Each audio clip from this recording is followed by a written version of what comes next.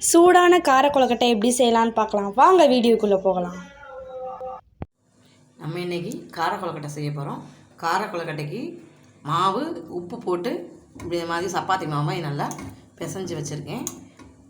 அதுக்கப்புறம் தேவையான அளவு எண்ணெய், கடுகு பருப்பு, 5 காஞ்ச வத்தல் கிள்ளி வச்சுருக்கேன், கருவேப்பிலை, காயப்பொடி. ஏற்கனவே நம்ம மாவில் உப்பு போட்டு பிசைஞ்சிருக்கனால இதை மட்டும் தாளிசம் பண்ணிக்கலாம். இப்போ அடுப்பு பற்ற வச்சுக்கலாம்.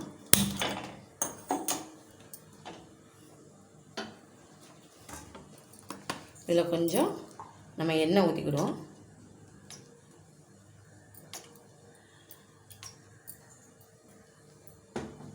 எண்ணெய் காஞ்ச உடனே நம்ம கடுகு பருப்பு, காயப்பொடி இதெல்லாமே போட்டுடலாம். கடுகு உளுந்தை போட்டுக்கலாம். போதும். இது நல்லா பொரிஞ்ச உடனே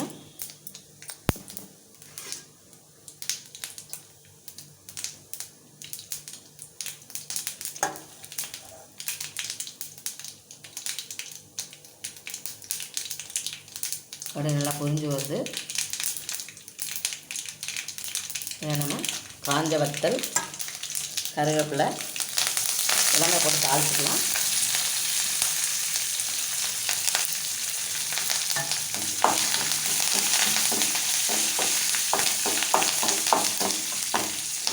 இதோட கொஞ்சம் நம்ம காயப்பொடி சேர்த்துக்கிடுவோம். அந்த எண்ணெயிலேயே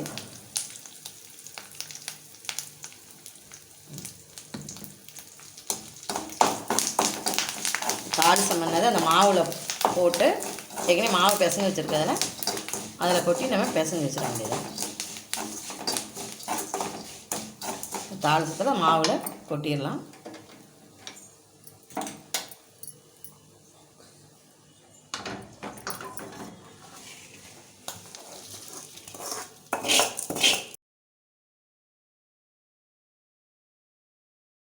கார கொழுக்கட்டைக்கு மாவு இந்த தாளிசம் பண்ணதெல்லாம் போட்டு ஏற்கனவே மாவில் உப்பு போட்டு பிசைஞ்சு வச்சுருந்தேன். இப்போ தாளிசம் பண்ணதையும் ஊற்றி நல்லா அப்படி பிசைஞ்சு வச்சாச்சு. இதை நம்ம இப்படி பிடிச்சி வைக்கணும். அது வரைக்கும் நம்ம இட்லி குப்பரையை தண்ணி ஊற்றி காய வச்சுருவோம். அதுக்கு தண்ணி ஊற்றிட்டேன். அடுப்பை பற்ற வச்சாச்சு. இட்லி தட்டில் இப்படி நம்ம கை பிடிச்சி இப்படி வச்சோம்னா சாயந்தரம் ஸ்நாக்ஸுக்கு குழந்தைங்களுக்கு ஆரோக்கியமாக இருக்கும், சூப்பராக இருக்கும். எண்ணெயில் இல்லாமல் ஆவியில் வச்ச பலகாரம் ரொம்ப நல்லது. இப்படி எல்லாத்துலேயும் பிடிச்சி இட்லி கப்பையில் வச்சு எடுத்து வச்சு சூடாக பரிமாறலாம். கொப்பரையில் தண்ணி காஞ்சிருச்சு. இப்போ நம்ம கொழுக்கட்டையை இப்படி பிடிச்சி வச்சுருக்கோம். இதை தூக்கி நம்ம உள்ளே வேக வச்சிடலாம். ஒவ்வொரு தட்டாக தான் வைக்கணும், இல்லைன்னா தண்ணி வடிஞ்சிரும். கொழுக்கட்டை அப்படி பிசு பிசுன்னு ஆயிடும். அதனால் ஒரு தட்டை மட்டும் தான் நான் வச்சுருக்கேன்.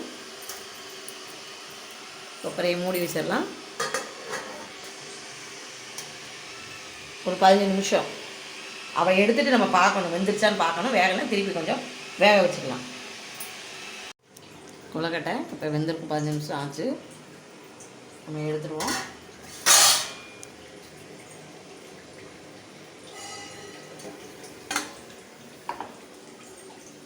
சுட சுட கொழுக்கட்டை நல்லா பாருங்கள், நல்லா வெந்துருச்சு. உள்ள இதை சாயந்தரம் நம்ம சாப்பிடணும். பிள்ளைங்களுக்கு ஸ்நாக்ஸாக கொடுத்தீங்கன்னா ரொம்ப நல்லது. நல்லா டேஸ்டியாகவும் சாஃப்டாகவும் இருக்கும்.